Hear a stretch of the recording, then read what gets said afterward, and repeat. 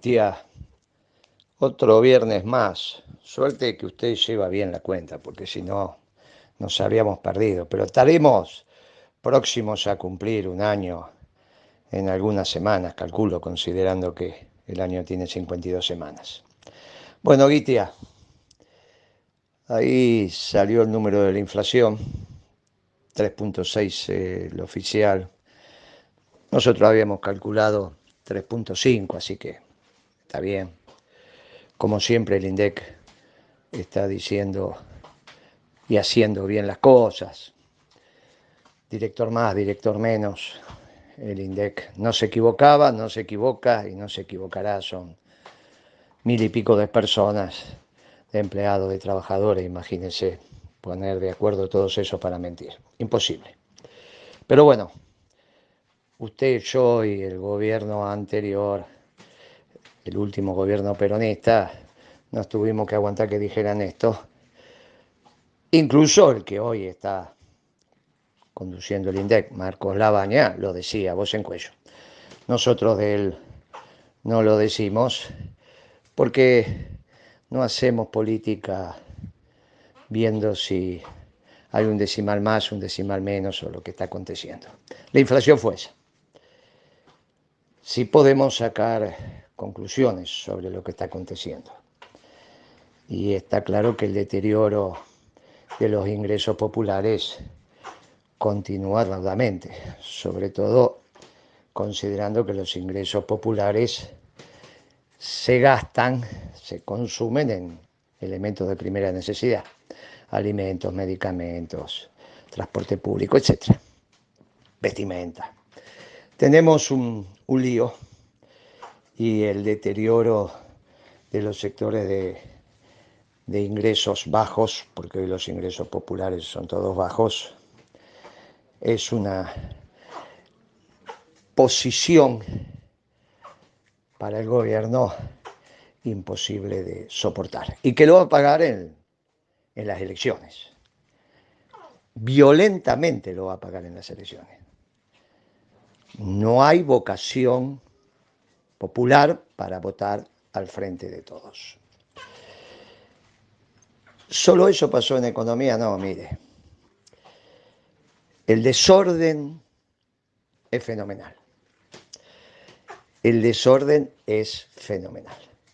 El déficit fiscal sigue siendo enorme para este año. El proyectado está dando arriba de 10 puntos del PBI. Y el déficit del sector externo es evidente. Si no, no tendríamos estos múltiples tipos de cambios que hoy conviven en la economía. No hay que hacer muchos números. Mire, cuando el país crecía a tasas chinas en nuestro gobierno, estaban los $2. El negro, el blue y el oficial. Pero ¿cómo va a haber blue? Y sí, si hay un 40% de economía negra, los medios de pago de esa economía negra, sean pesos, sean dólares, también son negros. Entonces había un valor del blue, más o menos 10%, el valor del oficial. ¿Por qué más o menos 10%? Porque es mitad de IVA para cada uno. Mitad de IVA para el que compra, mitad de IVA para el que vende, depende de qué lugar esté posicionado y quién tenga más capacidad de negociación. Y entonces crecíamos a tasa china. Y ahora es imposible. Porque o hicimos bien las cosas antes o hacemos bien las cosas ahora.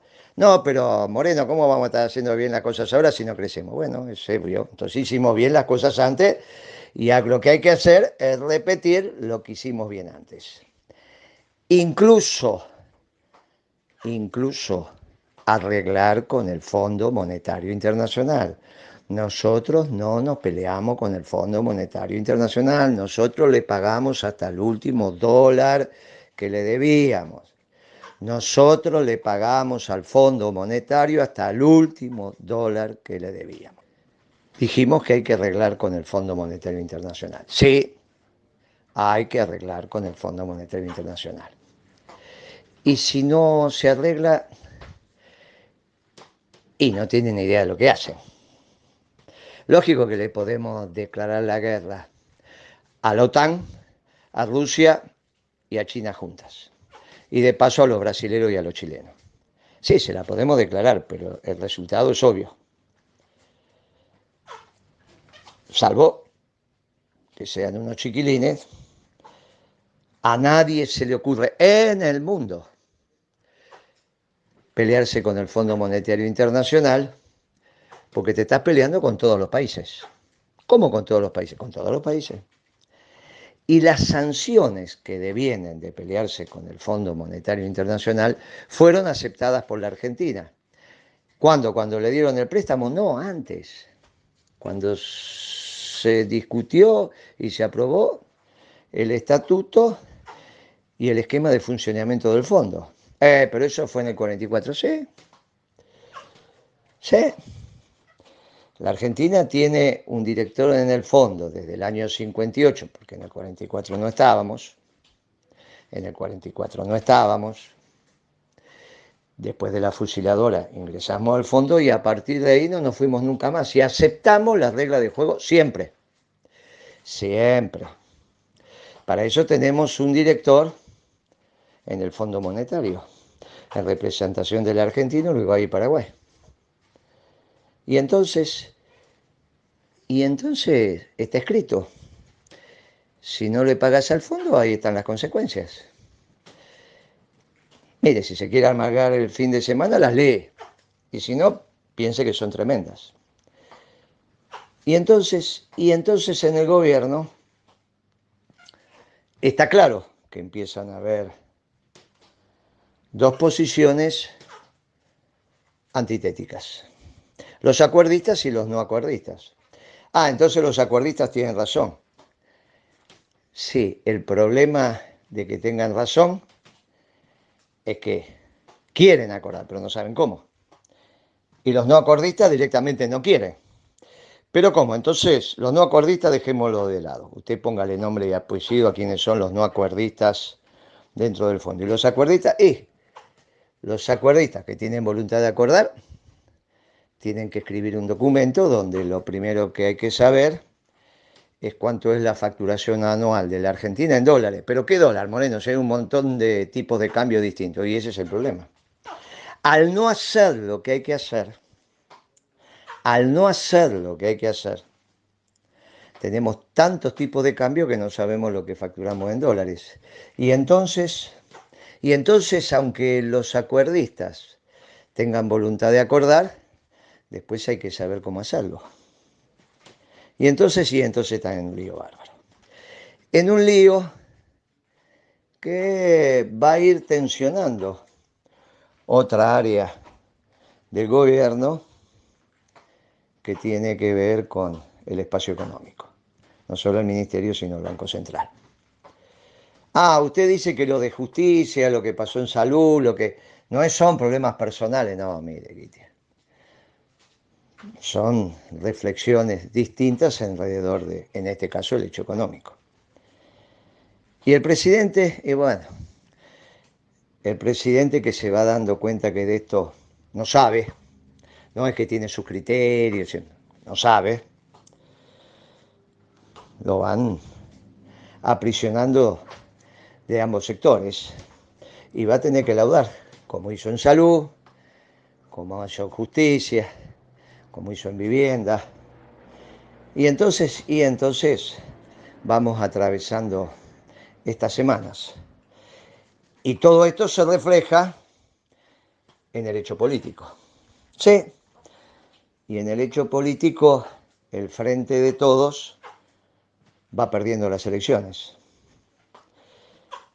Y el tema es quién la tiene que ganar. Y la tiene que ganar el peronismo, que no es el Frente de Todos. Y tampoco es Cambiemos. ¿Y cómo hacemos? Y hay que organizar el espacio peronista, sobre todo en la provincia de Buenos Aires. A eso nos estamos dedicando.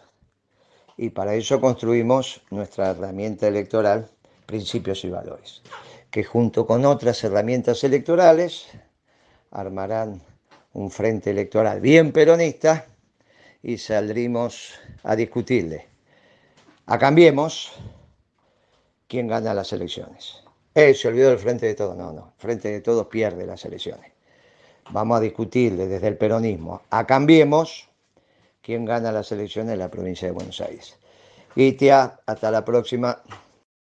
Beatriz Paglieri, en el recorrido que hace a través de las políticas y la gestión de la década ganada, en su columna de hoy va a retomar el tema del correo argentino, tema que automáticamente nos remite al expresidente de la Nación, Macri.